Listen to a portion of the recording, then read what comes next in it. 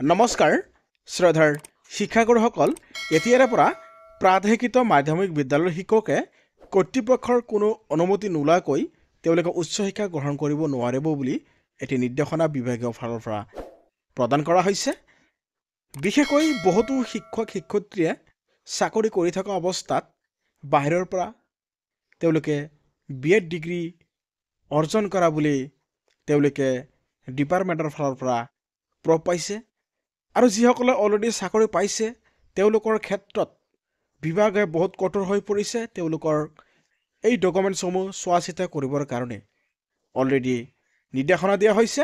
আৰু এতিয়াৰ পৰা কোনো শিক্ষক শিক্ষয়িত্ৰীয়ে যদি বিএড বা তেনেকুৱা উচ্চ শিক্ষা গ্ৰহণ কৰিব বিচাৰে তেতিয়াহ'লে বিভাগীয় ফালৰ পৰা তেওঁলোকে পাৰ্মিশ্যন ল'ব লাগিব। পাৰ্মিশ্যন বা NOC লৈহে তেওঁলোকে এই কোৰ্সটো কৰিব পাৰিব বুলি তেওঁলোকে নিৰ্দেশনা জাৰি কৰিছে। মাধ্যমিক শিক্ষা সঞ্চালকৰ এক নিৰ্দেশনা অনুমতি অবিহনে উচ্চ শিক্ষা গ্ৰহণ কৰিব নোৱাৰিব এতিয়াৰে পৰা শিক্ষক কৰ্মচাৰীসকলে।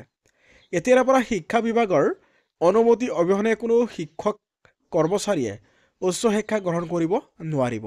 এই সন্দৰ্ভত মাধ্যমিক শিক্ষা সঞ্চালক মমতা হোজায়ে এটা নিৰ্দেশনা জাৰি কৰিছে। আৰু এই নিৰ্দেশনাটোক সঞ্চালক হোজায়ে কয়, একাংশ প্ৰাদেশিকৃত মাধ্যমিক বিদ্যালয়ৰ শিক্ষকে কৰ্তৃপক্ষৰ পৰা কোনো অনুমতি নোলোৱাকৈ একাডেমিক বা প্ৰফেশ্যনেল শিক্ষা গ্ৰহণ কৰি থকা পৰিলক্ষিত হৈছে।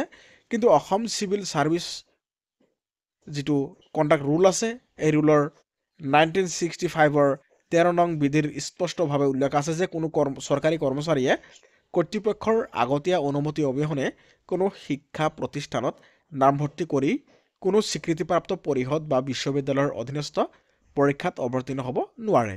সেয়ে এতিয়াৰে পৰা কৰ্তৃপক্ষৰ অনুমতি অবিহনে কোনো শিক্ষক কৰ্মচাৰীয়ে উচ্চ শিক্ষা গ্ৰহণ কৰিব নোৱাৰিব। ইয়াৰ লগে লগে কৰ্তৃপক্ষৰ অনুমতি অবিহনে শিক্ষকসকলে বিএড কলেজতো নামভৰ্তি কৰাৰ পথ তেওঁলোকৰ বন্ধ হৈ পৰিল। এই প্ৰচলিত বিধি ভংগ কৰিলে সংশ্লিষ্ট শিক্ষক কৰ্মচাৰীসকলৰ বিভাগীয় শাস্তিৰ সন্মুখীন হ'ব বুলিও নিৰ্দেশনাটোত স্পষ্টকৈ উল্লেখ কৰা আছে।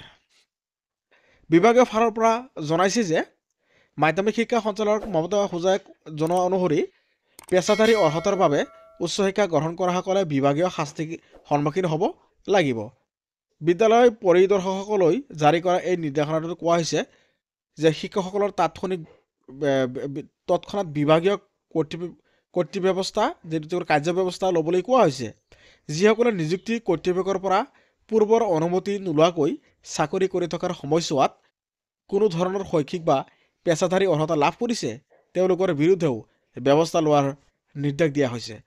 আপোনালোকে নিশ্চয় গম পাই শেষৰ লাইনত স্পষ্টকৈ লিখা আছে যিসকলে চাকৰি কৰি আছে চাকৰি কৰি থকা সময়ত যদি তেওঁলোকে বিএড বা তেনেকুৱা ডিগ্ৰী উপাৰ্জন বা লাভ কৰিবলৈ সক্ষম হৈছে তেন্তে তেওঁলোকৰ বিভাগীয় ফালৰ পৰা এটি চুকত জাৰি কৰা হ'ব আৰু তেওঁলোকৰ চাকৰি তেওঁলোকৰ সমস্যাত পৰিলক্ষিত হ'ব বুলি ধুনীয়াকৈ লিখা আছে যে তেনেকুৱা ধৰণৰ শৈক্ষিক বা পেছাদাৰী অৰ্হতা তেওঁলোকে যদি লাভ কৰিছে তেওঁলোকৰ বিৰুদ্ধেও ব্যৱস্থা লোৱাৰ নিৰ্দেশ দিয়া হৈছে। গতিকে যিসকলে ডিগ্ৰীটো অলৰেডি কমপ্লিট কৰিছে যদি চাকৰি কৰি আছে সেই সময়ত যদি ডিগ্ৰীটো কৰিছে তেতিয়াহ'লে তেওঁলোকক অলৰেডি ব্যৱস্থা যিটো শাস্তিৰ ব্যৱস্থা সেই ব্যৱস্থা ল'বৰ কাৰণে বিভাগীয় ফালৰ পৰা নিৰ্দেশনা দিয়া হৈছে। গতিকে এইটো ইম্পৰ্টেণ্ট নিউজটো আপোনালোকৰ এই ভিডিঅ'টোৰ জৰিয়তে জনাই দিলোঁ। এনেকুৱা গুৰুত্বপূৰ্ণ আপডেটসমূহ পৰৱৰ্তী কি আপডেট আহে আপোনালোকক সময়মতে জনাই থকা হ'ব। আশা কৰোঁ আমাৰ চেনেলটো ছাবস্ক্ৰাইব কৰিবলৈ নাপাহৰিব। ধন্যবাদ।